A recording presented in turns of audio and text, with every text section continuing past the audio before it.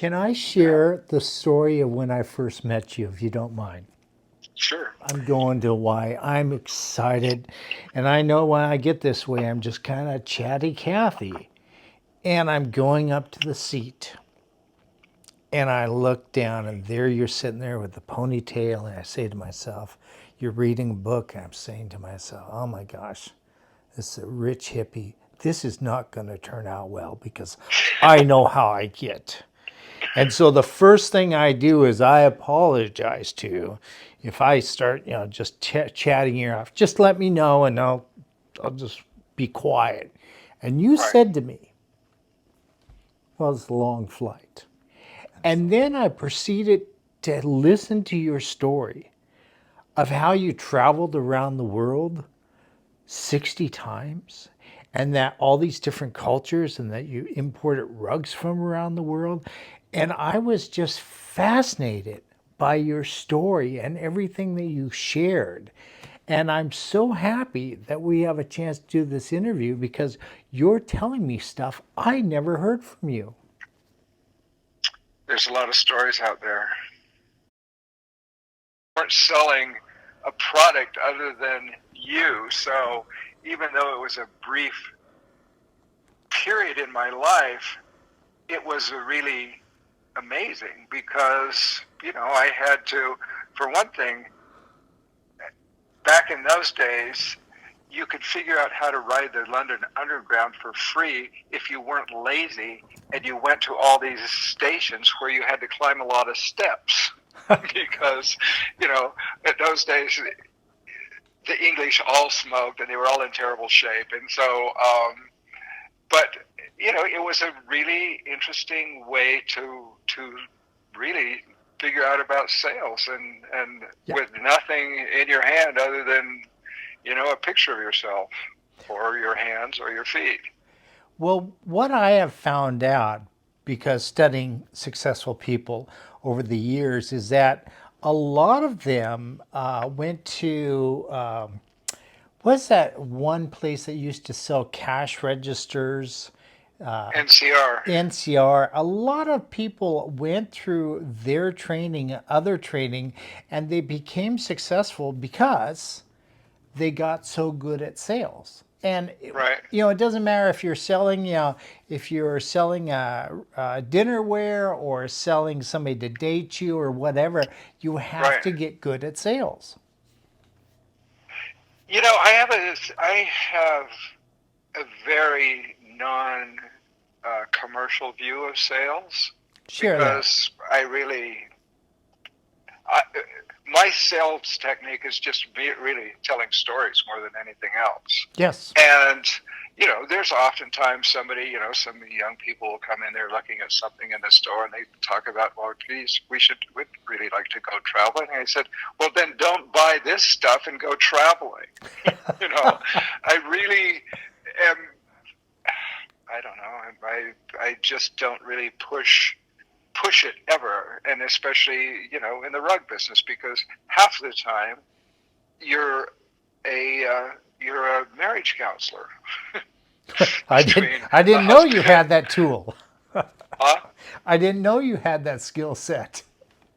Well, you have to have that skill set because you know males and females have very different views of things, and it's very often the male will sit back and the wife will say, "Well, I don't, he doesn't really care," and then all of a sudden he's like, actually, I do care.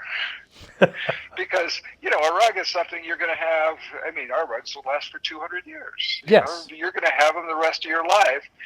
Um, if if nothing drastic changes, and so it's you have to work between the forces that be, and you know, smooth things out, and especially when Sharon and I were a team.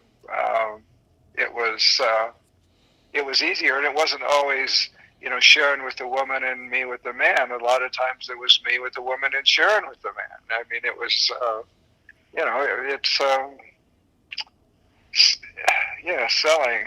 I mean, my belief is that if you pursue what you want to do, and this I did when I graduated from high school and moved to Sun Valley, became a ski bum, and I skied every day, and I just worked, like in a restaurant at night, and I skied every day, and I did that for several years, and I had done it. Okay, yeah, I skied. So what's next? And what's next was travel. And then I spent years on the road: India, Afghanistan, Pakistan, Nepal, Sri Lanka. You know, um, just getting experience. And so what happens if you just pursue what you want to do? It will lead from one thing to another to another. And then at some point, you've accumulated a lot of experience. I mean, we really didn't start business until I was in my sort of, early 30s. Oh, I didn't But know at that. that, what's that? I didn't know that. Yeah. I mean, so it was just the accumulation of experience. And all of a sudden, I remember, so we opened this one little store in Boise. And, I'd just always kind of been a hippie, and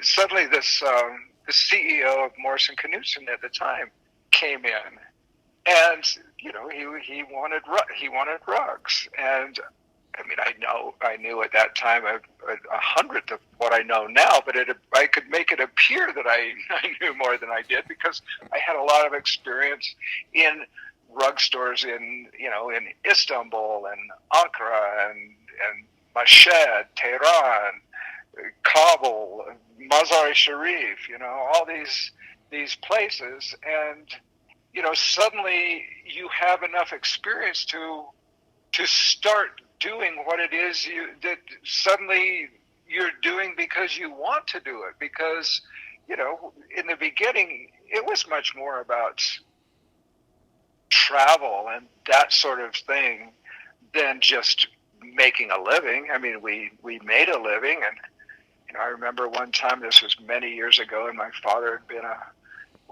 manager for Idaho Power, and he said, "Yeah, Terry, I don't know if I can retire yet, because I'm making $22,000 a year." And I said, "Dad, I made $36,000 last month." And it was just it. But at the same time, we would take off with the kids and go live in Bali for a month, or go travel around India and Nepal, and it wasn't just business. It was this thing, this lifestyle that we loved, and business afforded it, and it's and then it turns into a whole project where literally people's lives depend on it. I mean, Amazing. my last shipment of rugs was this friend of mine, Afghan friend. At some point, he was 32 years old. I said, "So Bashir, how long have you been in the rug business?" He said, 26 years. As a 6-year-old, he started working for his uncle as a refugee out of Afghanistan in Pakistan. And he started repairing rugs. And the people that know more about rugs are the people that repair them, because you can't hide from those guys. And if they have to repair an old rug, they've got to come up with wool that has the same texture, color that is the same, even though the original color has been through 100 years of light and wear and everything else. But he got a hold of me last winter, and he said, "Terry, we're dying over here." He's in both. He exports and does a lot of work out of Pakistan, but his looms are in Afghanistan.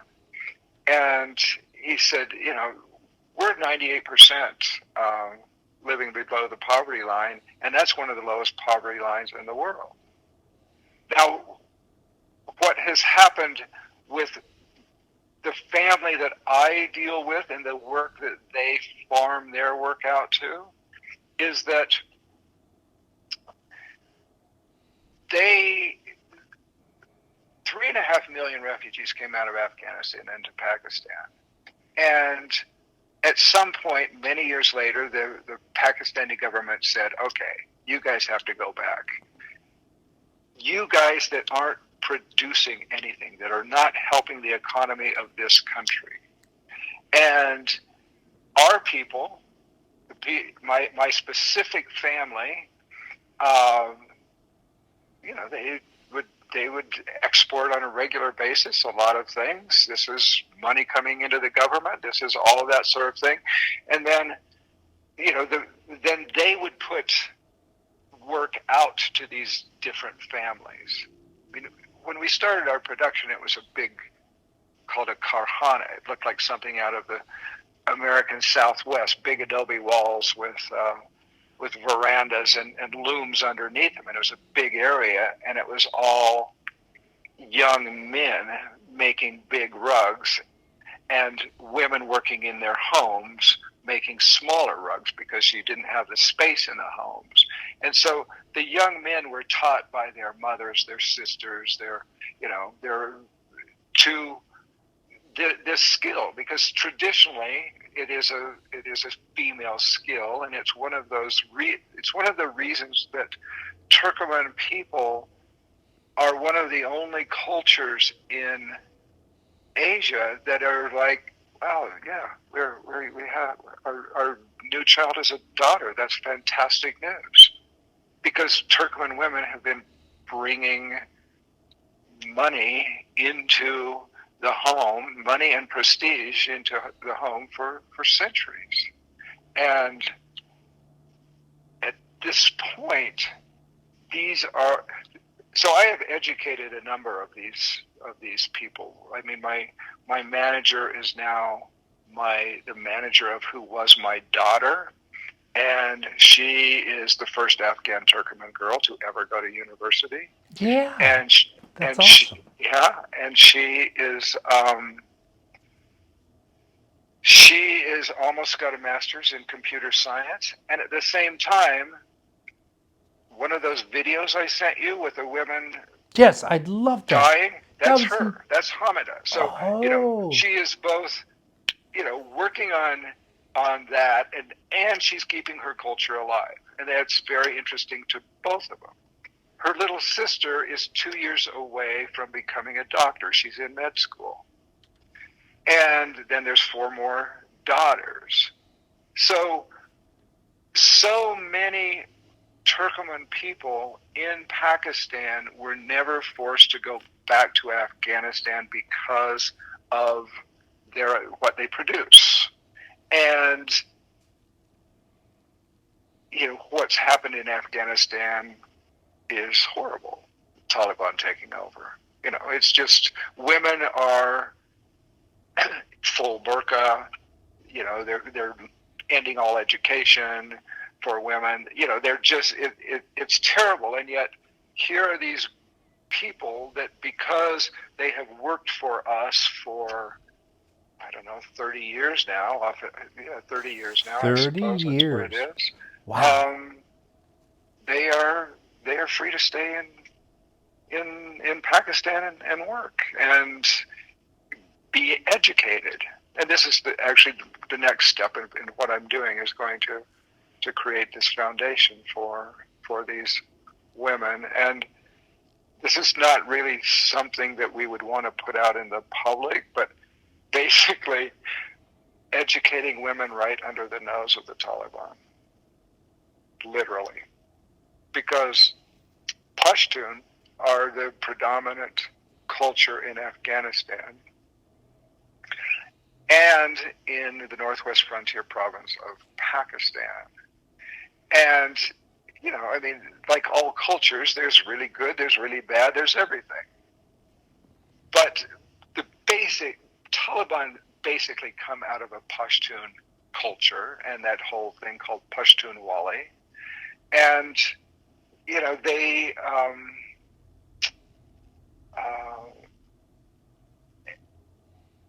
their chief city is Peshawar. And Peshawar is a city of, several million people. So you have everything. You've got universities, you've got hospitals, but, you also had, and during the Russian period, that's the city that everything went through during the time of the Mujahid, when it was essentially, stingers that went in to, they got into Afghanistan that changed the trajectory of the war. Because suddenly, these Mujahid groups, so this was would have been in the 80s into the 90s, were then suddenly able to shoot down the helicopters and the planes and all of that sort of thing. Interesting. So Peshawar is this, to me, it's the most interesting city in the world because it is this ancient, this old Islamic culture. And it is, you could just walk the streets and you just go from one crowded bazaar to another. You go from a place where it's vegetables and then meat, and then there's this whole gold bazaar and cloth, and it's just this tiny little alleys that create this whole bazaar. And then I would always stay on top of this hotel that was the street, one of the most famous streets in Pakistan for kebabs of all kinds. And there would be a Sunni mosque, a Shia mosque, a Taliban mosque, all in this area. And it was just, everything's changed so much everywhere else, basically because of tourism. Right. Kathmandu became a different place. Suddenly, you have tremendous amount of tourists. It's they're half of them are on their phones no matter what, because that's what anybody does anymore. And and internet cafes and that sort of thing, where people would come in and really, they might be in a foreign country, but they're hardly leaving home. Yes. Mentally, when I was young and traveling, the way you communicated was an aerogram. It was this blue piece of paper that you folded that turned into a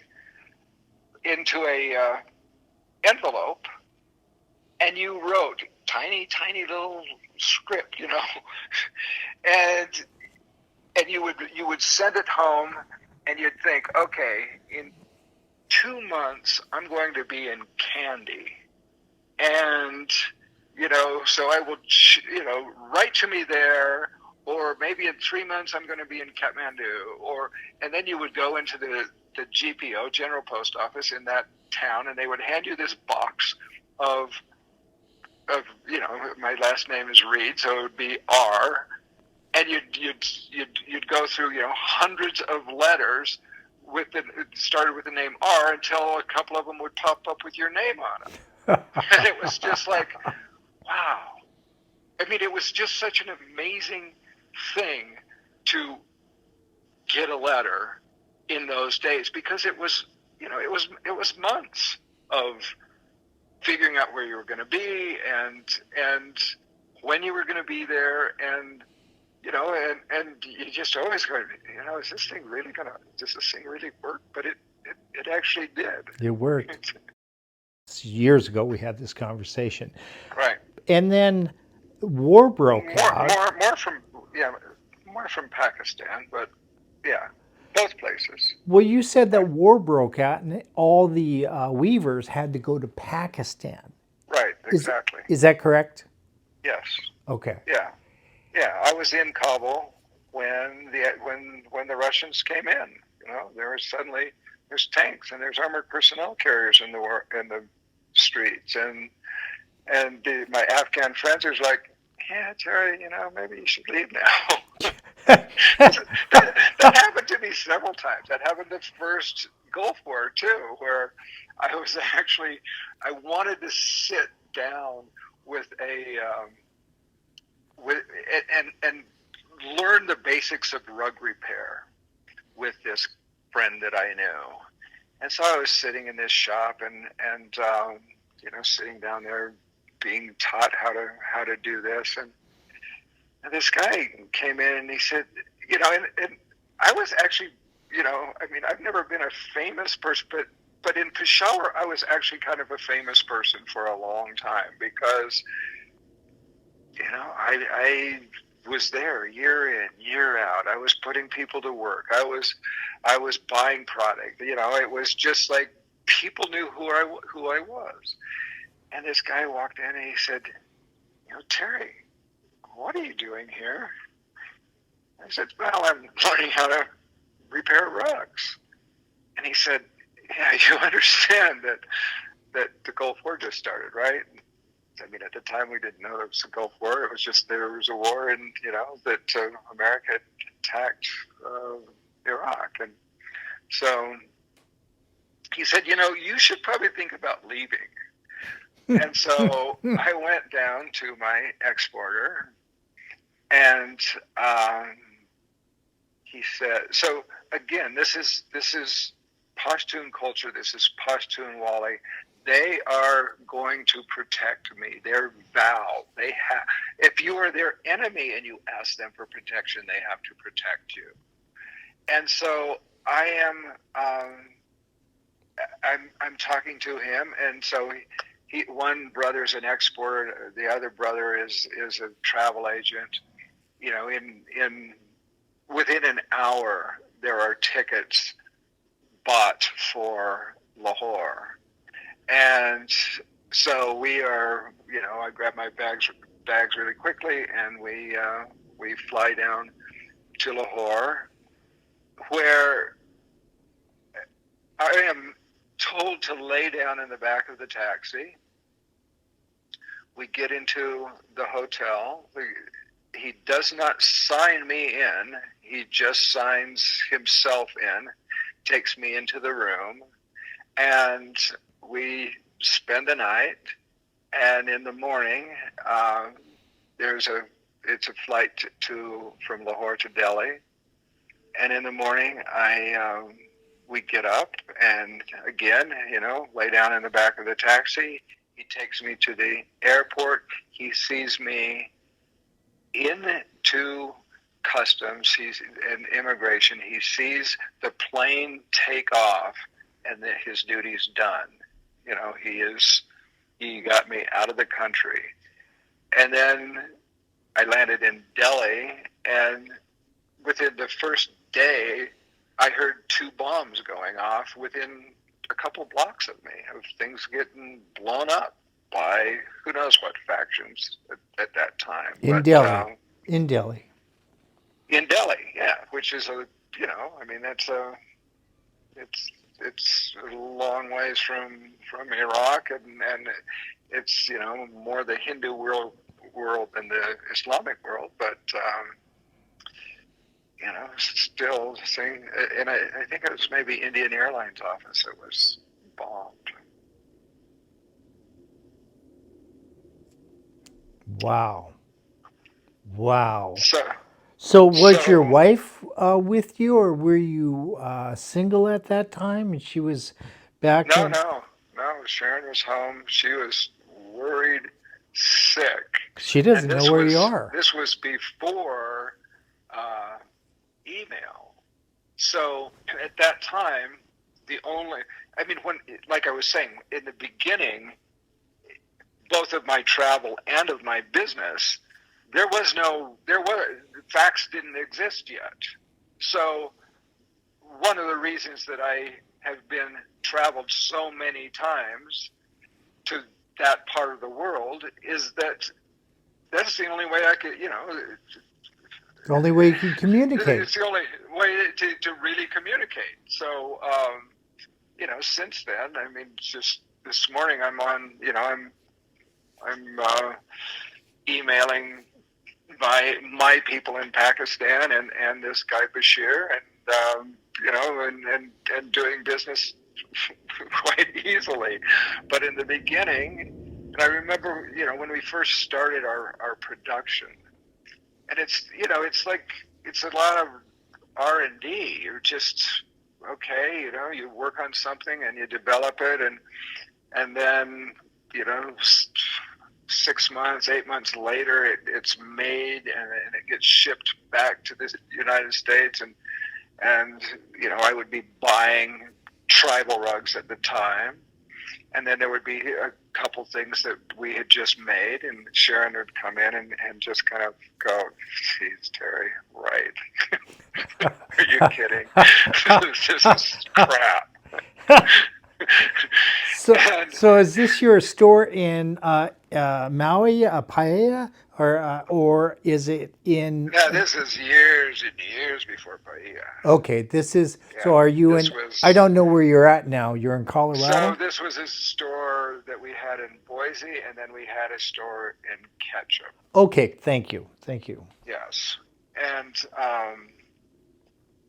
so and then I remember when so I'd go back to Pakistan, and this is back in the days before I could travel in the front part of the plane, and and yeah,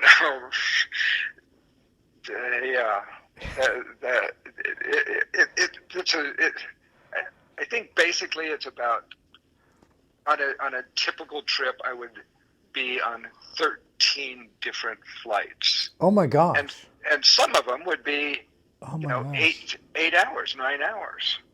Yeah, I mean, just if I was in Ketchum, to Salt Lake, to New York, to Istanbul, to Dubai, to Karachi up to Peshawar down to Lahore, to